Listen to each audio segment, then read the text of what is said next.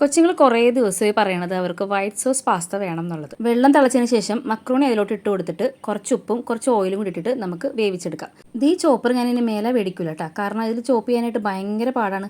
അപ്പോൾ നമുക്ക് ഇതിലോട്ട് ചേർക്കേണ്ട സാധനങ്ങൾ വേറൊന്നുമല്ല, സവാള, പച്ചമുളക്, പിന്നെ ഇഞ്ചി, വെളുത്തുള്ളി, ക്യാരറ്റ്, ഇത്രയും, പിന്നെ ക്യാപ്സിക്കം കൂടി നമുക്ക് ചേർക്കുന്നത് നല്ലതായിരിക്കും. ഞാൻ കുറച്ച് ക്യാപ്സിക്കം കൂടി ചേർത്തിട്ടുണ്ടായിരുന്നു. പാസ്ത ഉണ്ടാക്കുന്ന നേരത്ത് ചായ എന്ന് പറഞ്ഞ് വന്നിട്ടുണ്ടെങ്കിൽ അത് അടുത്തെങ്ങും കിട്ടില്ലെന്ന് വിചാരിച്ചിട്ട് തന്നെ ചായ കിട്ടുണ്ടാക്കി കുടിച്ചിട്ടാണ്. പിന്നെ നമുക്ക് ചേർക്കേണ്ടത് tomato sauce, chilli sauce, soya sauce, ഈ 3 സോസും കൂടി ചേർത്ത് നന്നായിട്ട് ഇളക്കിയതിന് ശേഷം നമുക്ക് ഈ പാസ്ത അതിലോട്ട് ഇട്ട് കൊടുക്കാം.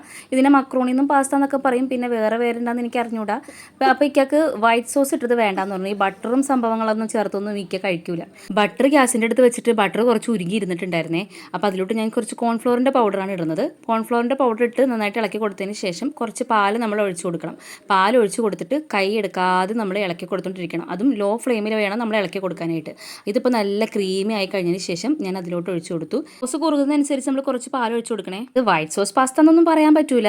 ഞാൻ കുറച്ച് ടൊമാറ്റോ സോസ് ചേർത്ത് കാരണം കൊണ്ട് റെഡ് ആൻഡ് വൈറ്റ് ആയിട്ടുണ്ട്. അപ്പോൾ വീഡിയോസൊക്കെ ഇഷ്ടപ്പെട്ടിട്ടുണ്ടെങ്കിൽ ലൈക്ക് ചെയ്യണം, ഷെയർ ചെയ്യണം, സബ് ചെയ്യണം.